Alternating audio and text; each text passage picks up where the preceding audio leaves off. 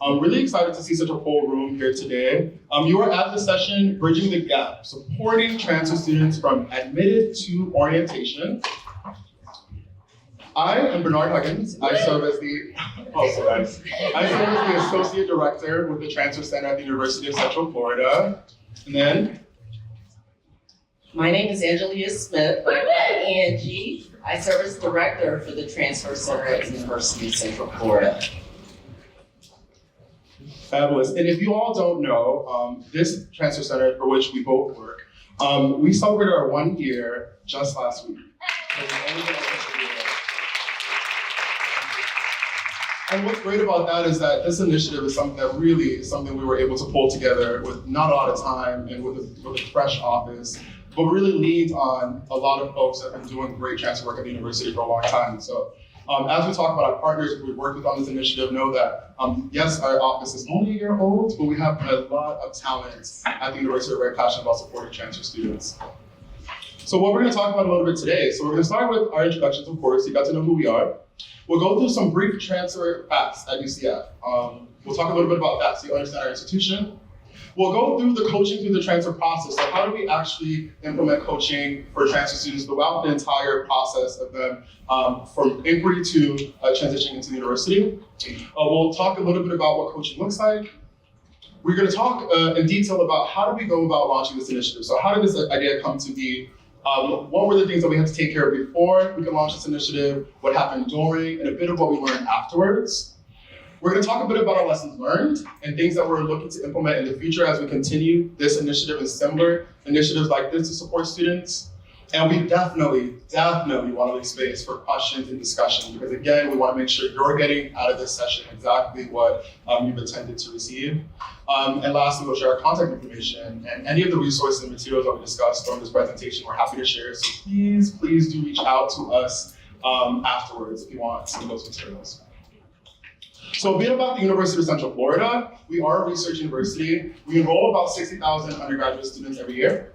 Half of those students are transfer students. So they arrive to us through some type of transfer. So we have a large number of transfer students at UCF. If you saw me yesterday, you saw me wearing my transfer squad t-shirt. And so we like to call ourselves that. We have a few demographic information on there about just kind of how our population is represented. About 60% of our first-gen students enrolled at the university are transfer students. About 61% of our Pell eligible are also transfer students. And 51% of our underrepresented student populations are transfer students. This slide talks a little bit about paying for college, and I won't go through all of these details. You'll find those in those materials that we have attached to the app. But one thing that I'd like to point out when we're talking about paying for college and how that really impacts our transfer students, you see the disparity there between how our first-time college students are paying for college and the support and resources they have as compared to our transfer students. So when we're talking about being intentional and purposeful about how we support our students, we can't ignore some of these factors that impact the student experience and some of the things that impact what our students are doing outside of just classes. And again, 58% of our FCSAA students are working more than 20 hours a week. I'll hand it over to Angie to talk a little bit about our structure. Again, my name is Angie Smith. I've been with the university 20 years. I'm moving into my 20th year at the university. In all 20 years, I've worked with transfer students. We have what we call the Direct Connect to UCF program, which started about 18 years ago. And with that, that's with UCF and 6 of our partner feeding institutions, Valencia College, Seminole State, Daytona State, Eastern Florida, Lake Sumter, and College of Central Florida. So with that, the students that earn the AA degree from those institutions are guaranteed entry with some caveats on the admissions piece to the university. So I've been working with the Direct Connect program since it started back in 2005. And with Direct Connect, we support Direct Connect transfers prior to their transfer. So we actually have success coaches that are embedded at the state college institutions. My role back in 2003 when I started was at our Cocoa location for Eastern Florida State College. And what I would do is meet with students, talk to them about prerequisites and the application process. So we still continue that to this day. But what we did change is we added in the online and campus-based programs, and we have a shout out to Ms. Dr. Jenny Sumner. She's in the house right now. She's our AVP with our UCF Online program. So our coaches from that area also work with the Direct Connect program. I mentioned we have the embedded coaches at the State College. We have a steering committee. So the leadership, the AVPs from the different institutions get together at least once a semester to talk about ideas, any barriers. It is a collaboration. It is not just UCF leading this. It is a true collaboration. And we do joint programming, data sharing, shared philanthropy. So we do have some scholarships available for those students that come, and also academic program coordination. So this has been happening with Direct Connect since 2005. In comes the Transfer Center. So a couple of years ago, I was working with UCF Connect, and we were, dealing with students. Prior to the Transfer Center, we had Transfer and Transition Services. It was an office that was on campus for about 10 years. And it was sunset right prior to COVID, right? It was right at the end of 2019, somewhere around that time. And our transfer students pretty much got in an uproar, and they were like, we need a place. You took our people away from us. So we kept hearing from the students. I went to my leadership and just let Dr. Kavanaugh know, look, students are complaining. They want their space on campus. They need their space. So she was able to get the vice provost, and we pulled together a group of students, many of whom were members of Tau Sigma. So Tau Sigma was really leading the way with it. And our transfer nights, which is a club on campus. And we had the meeting at 7 p.m. via Zoom. And those students pretty much informed us what they wanted to see in the transfer center, what they wanted it to be. So that's how we came upon the transfer center. And we still have success coaching with our professional success coach, and also our peer nights that are in there as well. So that's just an overview of UCF Connect. So my role, I serve as director of the Transfer Center, but overall I still serve as director for UCF Connect Academic Support Services. So I work with all these different agencies out there in the different institutions. So I mentioned success coaching. And basically what we do with our success coaches, they're that extra layer of support for our students. We work with them from prior to enrollment through graduation.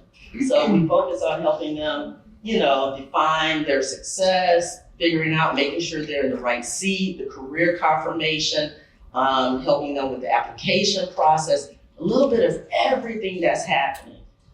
We build those relationships, personal connections, and transition support. And if you want to know more about success coaching, Dr. Sumner, she has the Higher Education Coaching Academy that we do training, and it's focused on coaching in higher ed. What we did, we started out with Inside Track and some of the others, but what we found was many of them focused on life coaching and not higher ed. So Jenny and her expertise kind of took it to the next level. But this is what our focus is within the initiative that we kicked off with our program. So the call to action, I'll hand this off to Bernard. So how did we get about to launching an initiative that really looked at the gap between when a student was admitted to the university and attended orientation? We realized that there's a bit of a lull there, right? There was a couple of things that was happening at the university that really encouraged us to think more creatively about how we're supporting students and do something a little different. One thing that happened that was really significant was we realized that for our summer admitted transfer students, there was a very, very short gap between them attending their new student orientation and starting their summer classes. And I'm not being exaggerating when I say it was a short gap. It was a week before. Yes. So that Wednesday, Thursday, and Friday, they were admitted. They had a one-day orientation experience, and then they were expected to be ready to just jump and hit the ground running that following Monday in classes. So that was one thing that happened. Another thing that happened, this was more broader, statewide. Our state implemented performance-based funding metrics that was looking at Florida college system transfer students and how they were performing within our universities. So that was another thing that happened. And so we saw it as our responsibility to ensure that every student coming in, specifically focusing on our FCS AA students, that they were ready, orientation ready, by the time they got to orientation so that they could be ready to start classes once that semester started. So that's really what our call to action was. So some of the components of this initiative is we looked at our Florida college system AA students. So we were like, okay, if you have a reservation for orientation, a coach is gonna reach out to you and have a conversation with you about your onboarding process. What questions do you have? And really start getting those students prepared for orientation. We knew it was going to be important that there's communication around this initiative because this is something new. And so we wanted to make sure that not only do the students are expecting this communication, so we had communication going out to all those students to expect a contact from a coach, but we also wanted to make sure that our partners on campus knew that this was happening, they knew how to support and how to refer students who may be contacted. And we started with our summer admits, but we saw success in contacting those students. Those phone calls were so enriching that we decided to continue that through our fall admits and through our spring admits. So even our spring 2023 admits received the same initiative. So what were the goals with this initiative? So one of our goals was to make sure we had a conversation with students around healthy enrollment behaviors and course registration habits. So one thing that we learned through some data that we got through the Central Florida Education, we found out that there were a ton of students that were historically part-time enrolled at their previous institution who for some reason in their very first semester at UCF decided to go full-time and were experiencing major transfer shock. So that's one thing we incorporated into those conversations, was how do we have that conversation with students around healthy course enrollment behavior and doing what works for them, asking questions about why, are you planning on being full-time, are you planning on being part-time, what is your motivation behind that, and seeing how we can drive those conversations. We wanted to make sure that students understood the onboarding process, so how do we demystify some of those steps? We knew they had access to an orientation task list, that's great, right? So we knew to direct students there for navigating their steps. But that also was a tool for those conversations to make sure that if students had questions, they had someone, a coach in their corner to ask those questions too.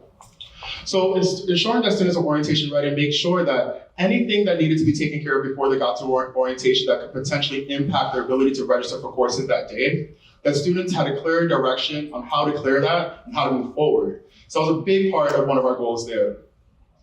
But we cannot coach if we're not personalizing that experience. And so it was really important that we were aware and became familiar with what were the motivations, what were the goals of the students that we were talking to, and what really, how can we point them to very specific resources early on in the transition experience? And particularly, how do we help students to understand the network of support that they have now that they're University of Central Florida student, now that they're a NITE? They have a coach, they have an advisor. How do those work differently?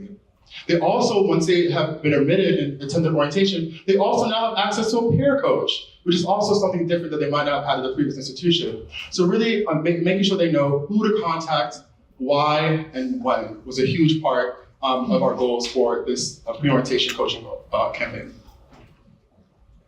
Oh, and our partners, so some of our essential partners. So we worked very closely with a lot of folks at the university, of course, right? We cannot work in a silo. It takes a village to support students. You all know that, you all work with students. So what was great because our first year experience office, our orientation office, there were partners in this. They made sure that we had access to lists of students, so we know who had a reservation for orientation, so we could reach out to those students directly.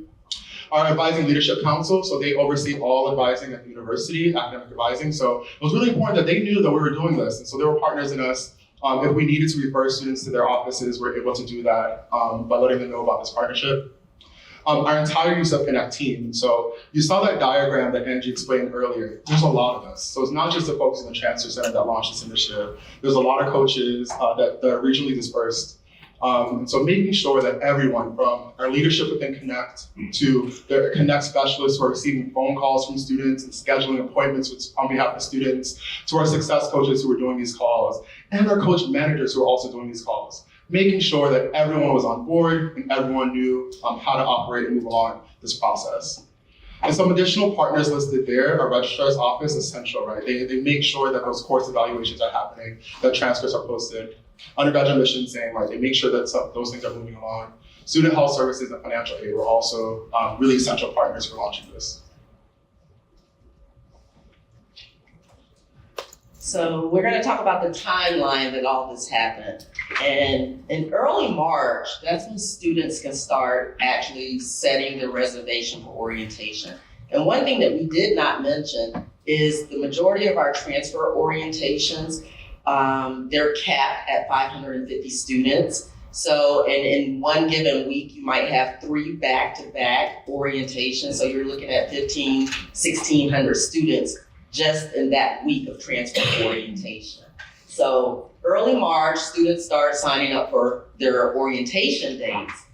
We were called into a meeting on April 8th. This was a very important meeting because at the time, there were some issues with some communication areas at the university. So the vice provost pulled together folks who work with orientation students from different departments.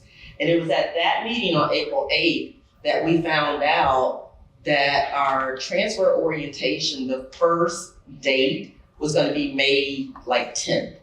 And course classes started May 14th or something like that. It was 3 days prior to the start of the summer term. So Bernard and I are both on the call and we were like, oh my God, that's not enough time. Students are not going to be able to do the things that they need. So everybody, even the advising community, and we have 12 academic colleges, 13 academic colleges, each has a director of advising. Everyone, you can see the shock on their face, oh my God, how are we going to have our students prepared? So we left this meeting. I literally got off that call and walked straight into my AVP's office and was like, you're not going to believe this. So at that point, the wheels started turning. And Bernard and I started brainstorming what can we do to make sure that our students are prepared, because we know that this new performance-based funding is out there, the metric, we've got to meet this metric, we've got to have our students ready.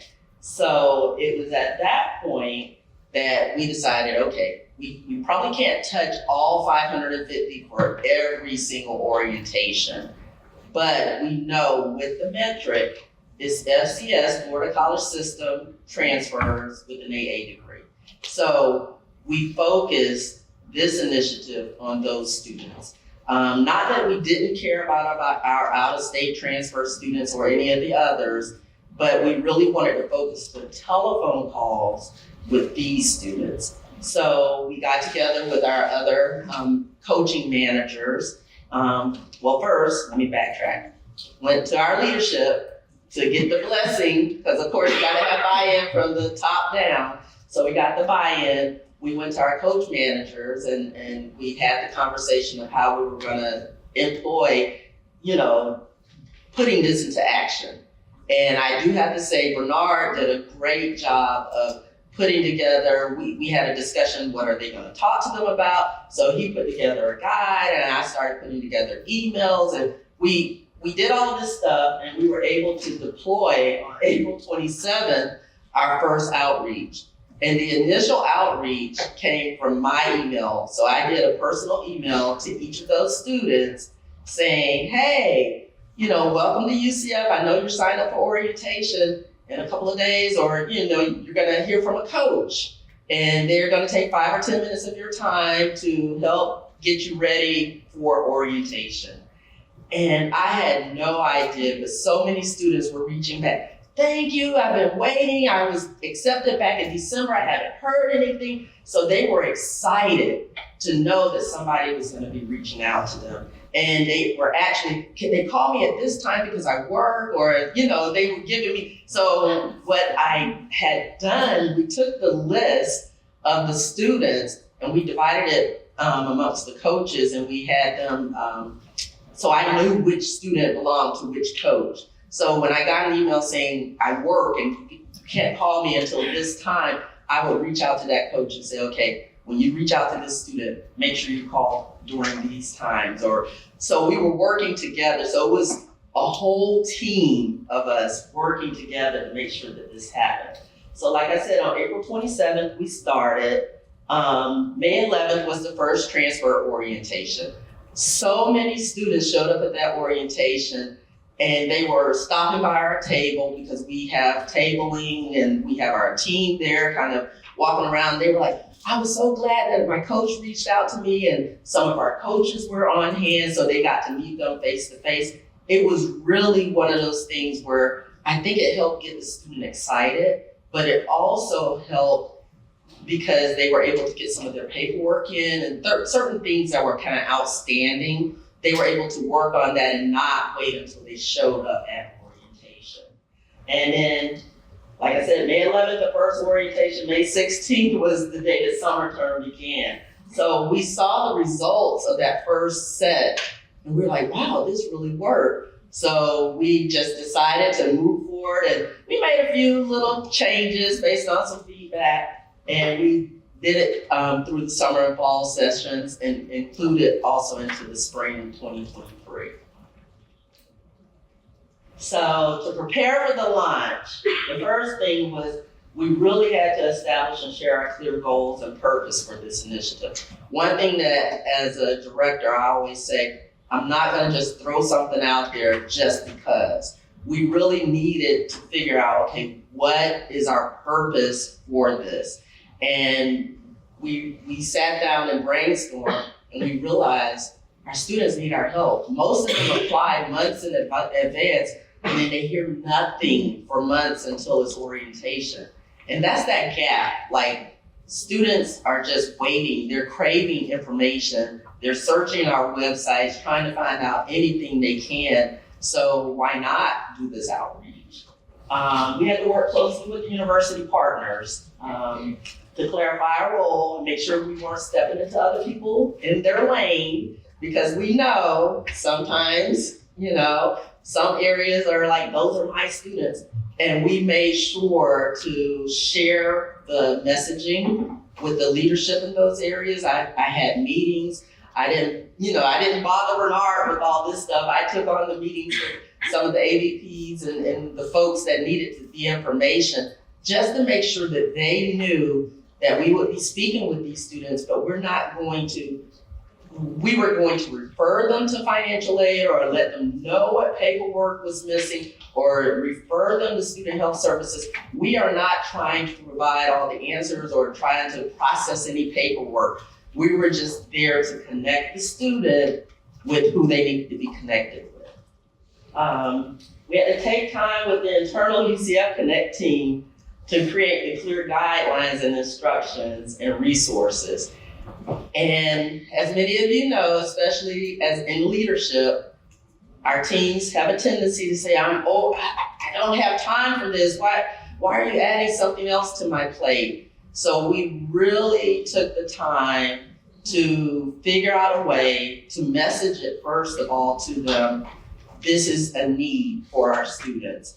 And then we worked with leadership so that they could clear their calendars, and we worked with the folks at the front desk so that they understood these folks right now, they have blocks on their calendars. It's not that they're just sitting around doing nothing. They are working on an initiative. So it was really just clearly communicating the initiative to the whole team, not just the people involved in it.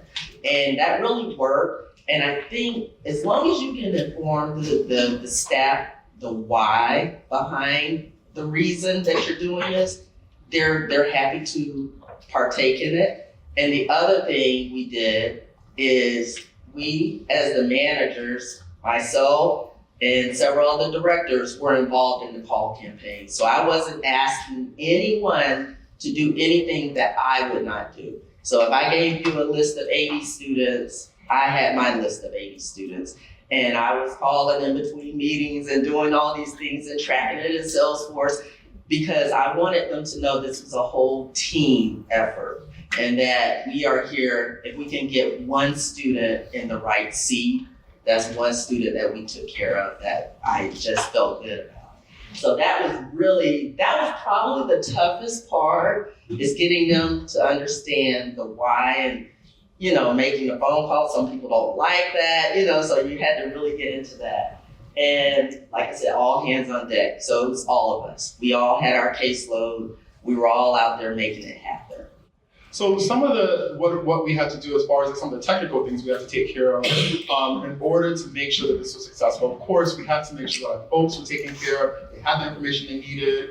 But like Angie mentioned, we needed communication about to students. So we needed to think about what we were going to send them before we contacted students, what messaging was going to be included in the communications once we got to the students, and then what will we send them afterwards. We had to build a business workflow. So like Angie mentioned, outside of just blocking calendars, we have a queue of students waiting to see a coach that's very long. And so we had to disrupt that flow just a little bit so that we can make time for this initiative. And so that was something that we had to business process through of how are we gonna launch this campaign, how we're gonna track this campaign, right? So we don't wanna do work that we can't track. And so how we're gonna track these interactions and make sure that, again, we're not making too much disruption to our workflow.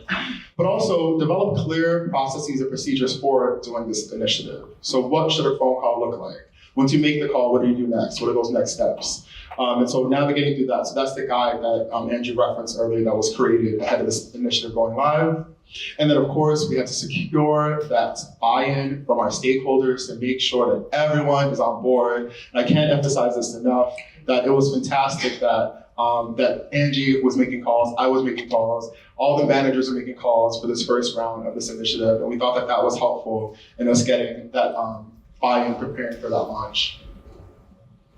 So once we launched, so what happened? So for this very first outreach, and again, so though we had those 3 orientations leading up to summer, we focused just on our Florida College System AA degree earned students. So we contacted 412 students in that very first outreach. All of those students were contacted as part of that outreach. And then over the course of 3 months, we contacted over 1,200 students ahead of the orientation to have coaching sessions with those students on, again, making sure that they were prepared for the orientation.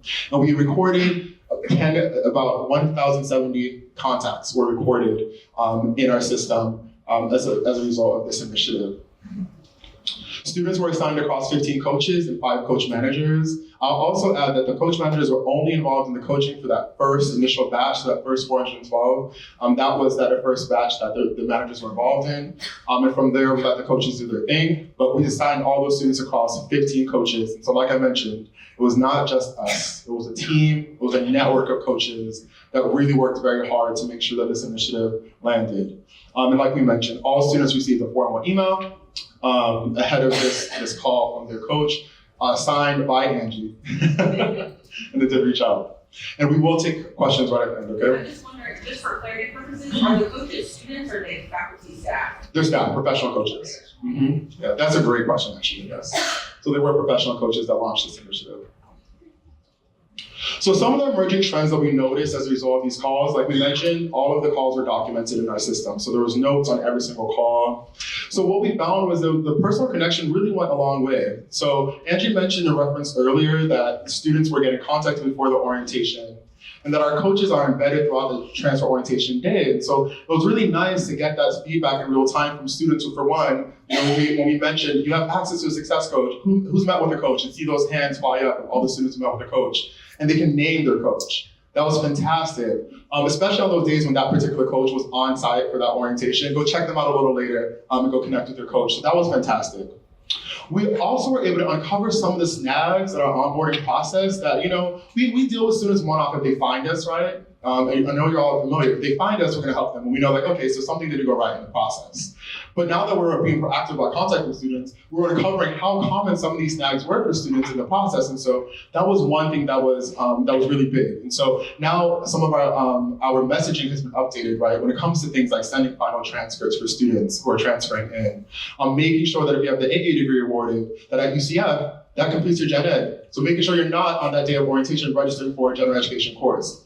Those are things that we were finding to be very important to incorporate into those conversations. Talking about financial aid, was a big one. And then again, just clarifying, how do you move forward through your next steps? Because there's still things after orientation that students need to do to complete the onboarding process. So making sure that we demystified a lot of that.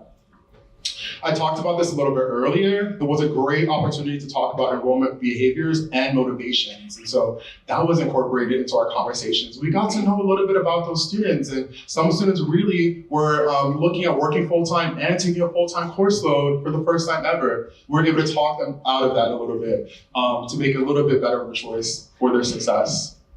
Some of the most common referrals that we had, that we made as part of this process, definitely to admissions. And sometimes it was us referring the student, but also sometimes it was a coach directly reaching out to admissions and getting records updated on behalf of the student. So that advocacy piece was definitely a huge part of this, working with registrar, student health, and our neighborhood relations. Neighborhood relations really works with our off-campus housing. And I think this came up in another session recently, the housing crisis. That was something that came up as well. No one was talking to our transfer students about housing. They were expecting to attend orientation and someone was gonna tell them, okay, here's how you sign up for your dorm. Well, we don't have housing on campus for transfer students, right? So that was a misconception that a lot of our students were coming in with. And so students who were getting phone calls were able to talk a little about, well, are you planning on living near campus? What are your plans for that? Have you signed a lease yet? Here's some resources to navigate. And we have fantastic resources for off-campus housing if students know about it.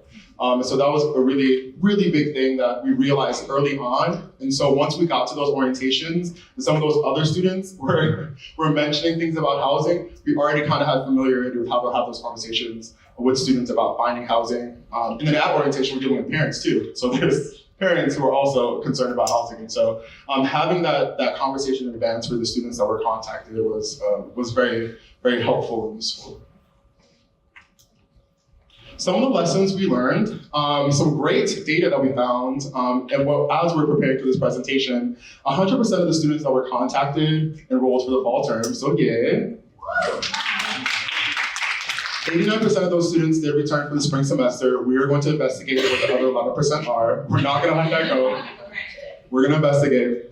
We also found that 22% of the students contacted experienced major transfer shock, which at UCF, we define major transfer shock as an over 0.5% GPA dip in that first semester. We look at just their UCF GPA, so just the coursework they did. So we don't compare, so they'll have the transfer GPA, which is their cumulative GPA. We'll compare that to their UCF GPA, that first term GPA. And that's compared to 25% of those that were not contacted. So we did see some slight success there as well when it came to how much transfer shock students were experiencing in the first term. So some of our items that we implemented and are looking at after the launch, we implemented a webinar. It's called Nights Prep, is what we call it. And so, again, we talked a little bit earlier about this particular initiative was targeting a very specific population of transfer students. Well, we found through those calls that there's some information that we can get out to more students. And so now we offer a webinar for all students who are admitted with the orientation reservation. You can sign up to attend this webinar. And a lot of the things we talked about in coaching, we'll talk about in this webinar. And so the students are allowed to attend that. We also had some materials from our online folks who do a lot of those things with their students for online orientation. So they helped us out with some of that content, which was very helpful. So another thing that we did, and actually Angie did this, created an annual schedule for this outreach. So again, we were being reactive when we first launched this initiative. Now we can be proactive about making sure it's successful. And so Angie put together a schedule of when all the upcoming orientations are happening, even for this upcoming year. So the outreach is already scheduled for this upcoming year. The coaches have blocked their calendars accordingly, so they know when they're gonna be contacting students on behalf of orientation. So now we're being very proactive about this initiative moving forward, and we're being very prepared for that incoming wave of new students. And so I mentioned that 11% earlier. One thing we're looking at now is how do we build into the workflow or follow up with those students, especially those students that we didn't see return for spring semester. And again, that was just at the time that we ran this report, right? So those students could have registered and other things could have happened since then. But so one thing we are looking at is how do we build in the workflow with that follow-up with those students that we contacted for orientation. Again, we have a small team, we have a large number of students, and so we have to be very strategic about this, but this is something we're definitely looking at in the future of how do we continue this process of that coaching and making sure that not just the students who didn't enroll, but maybe the students who had a major transfer shock.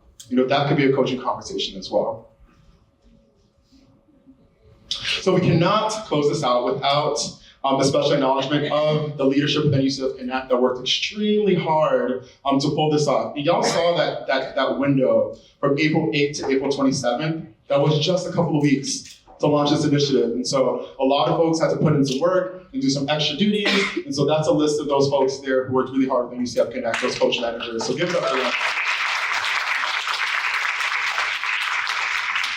And also our systems analyst for our Salesforce team that Angie works closely with. Yeah, we were on 2-hour calls trying to make this happen, so late evenings and on all of that. So the dedication was definitely there. And we have a great support network at the university that are just passionate about transfer students. And so let's talk about questions. Yay, we want to hear from you. Yes. Can you define transfer shock is? Like, what is transfer shock? Yeah, great question. So the question was, what is transfer shock by our definition? So it's measured, I'll tell you how it's measured, and it's measured by the dip in GPA in the first semester enrolled at a new school. So that's like the broadly accepted definition of transfer shock. And at UCF, we look at major and minor transfer shock. And so we look at the UCF GPA, which is just the courses they took that first semester enrolled at our school. And so we can compare the cumulative GPA that they came in with to that first GPA they had enrolled at UCF. So that's how we defined it there. Now there's a lot of other literature out there on what impacts and what causes transfer shock, and I won't get into all of that, but there's a lot of different factors that impact that transfer shock. A lot of things could be happening with the student, but it's measured by academic performance.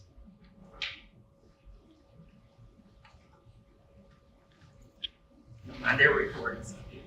So you mentioned the number of calls you made versus the number of calls that were reported in your system. Was that a success rate, or was that like missing data? I just want some clarification on that.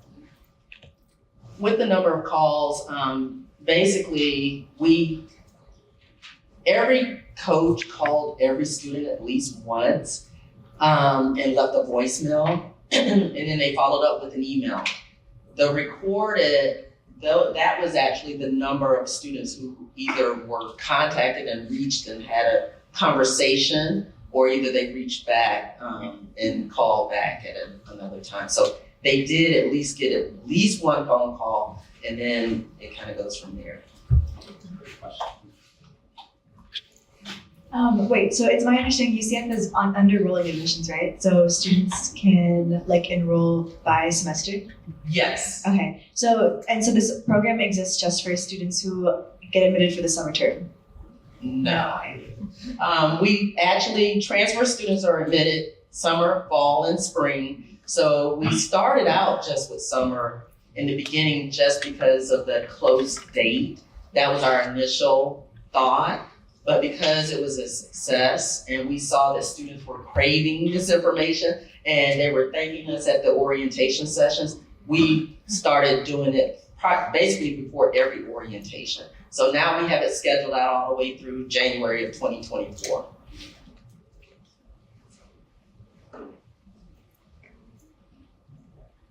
So I think this was an amazing response to the issue for sure. But we're large as well, and I had a question. Have you had any success, either of you, with contacting orientation and having discussions with orientation to kind of prevent it from getting here? And because it's like a battle, and we know that orientation has all their dates set a year prior and things like that. But also fighting for transfer students, it's the same. They have a lot of freshman orientations and a very limited amount of transfer, even when transfer makes up the majority of the students. So I'm wondering kind of what are the conversations, what are the things that have worked with orientation to kind of get them to not have an orientation the week before, or only have 3 days when you have 2,000 students or things like that. What have you found success with?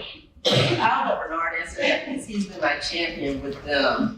And I'll start. You can add anything. And that's what I'm going to start with. We're going to start there. We have a phenomenal orientation team, so give it up for them. I'll also add this. This was a brand new orientation team to the university, so I'll add that.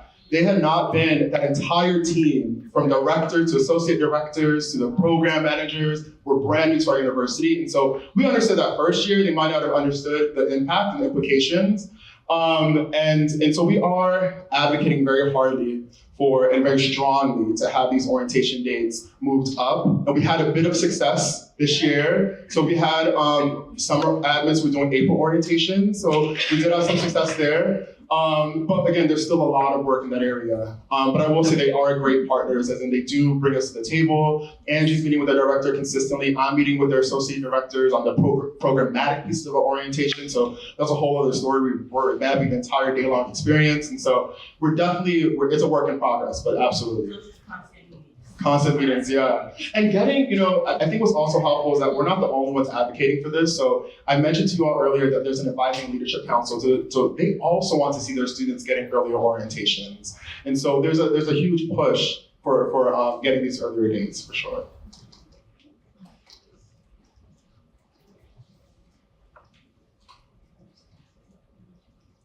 Hi, thank you again for the presentation. I'm at University of Florida, so we don't have a university-wide transfer center, so I'm doing everything just through our individual college. Now, your transfer coaches, are those assigned to students, or can they see any transfer coach? Because you have such a large transfer population, we are limited in how many we can actually admit to our college.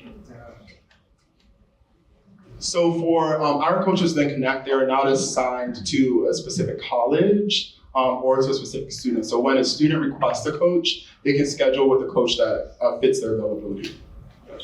You want to speak on that? So for UCF Online, we also have a large coaching team as well. So our students are assigned to their coaches. So when the coach starts with that student at the lead generation, they'll work with that student all the way through to graduation. And then for specific programs like nursing, there's limited access, higher touch type programs, then we have coaches who are assigned to those programs specifically.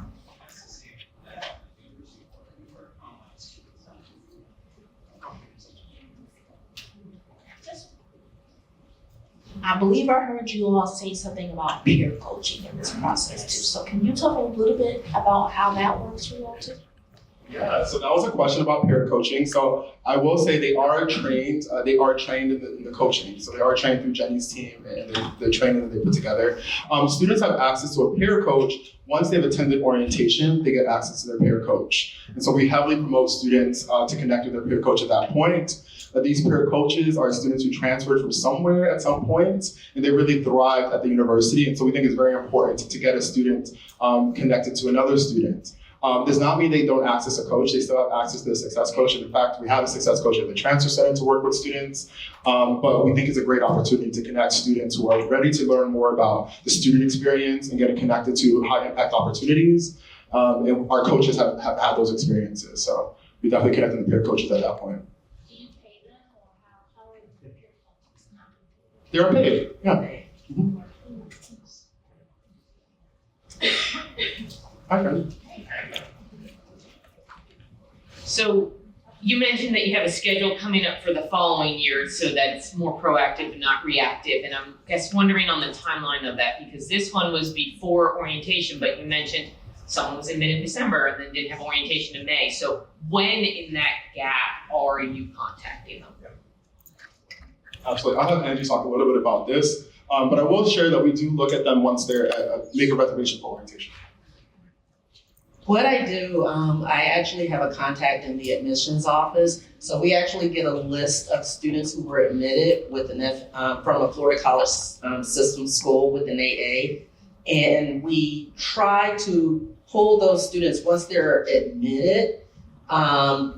We try to send them an email and say, hey, if you haven't signed up for orientation, here are the dates. You really need to choose an early date to get the best selection of courses. But the actual contact with this initiative is based on their orientation date. So generally the contact starts about a week and a half prior to their orientation. That's how we've set it up throughout the semester.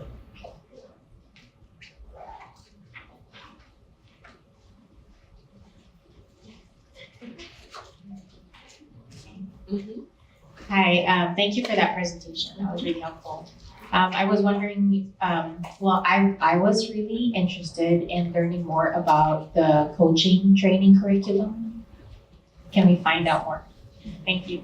That's your contact right there, Dr. Sumner. And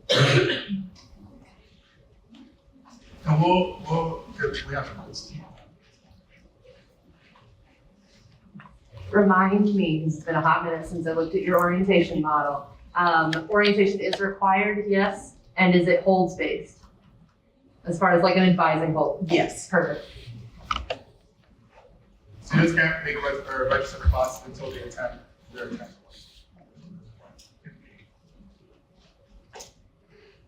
If a student is working with a coach and the coach isn't the right fit for that student, is there an easy way for a student to ask to work with somebody who's a better fit?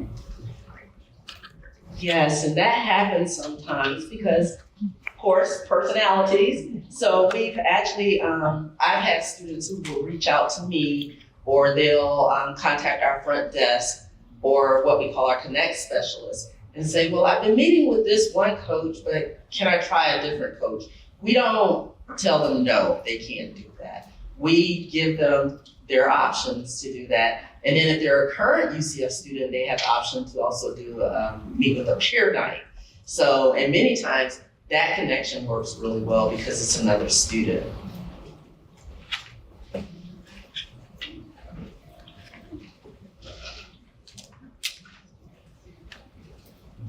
This may have been answered, and my apologies, but are the peer coaches, are they current faculty and staff members that take on additional tasks, or they've signed up for it, or are they like hired as full-time peer coaches?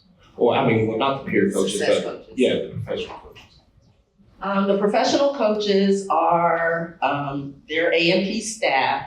So in the state of Florida, I know somebody mentioned they're from University of Florida. A&P is a professional staff position, so they have to have at least the minimum of a bachelor's degree. And we have 4 levels, coach 1 through 4, and then we have our coach managers. So they are professional and they are chosen for that position. So these are not people who have other duties as assigned. This is their job. And I do want to get into some of our discussion questions if we have any time, but I know it's a couple other questions. Were they hired specifically for this program, or have you always had success coaches? Great question. I will tell you, in the 20-year history, we had a team of folks, coordinators. Some were enrollment coordinators, some were advisors, and some were student services coordinators. And I think it was in 2016, we flattened those out, basically looking at a T-shaped model and said, okay, everybody is now a success coach. So we have some folks who have expertise in the admissions area, but they are a success coach. So we've always had a team of folks out there working with these students, but we changed to this model in about 2017. We followed the lead of UCF Online.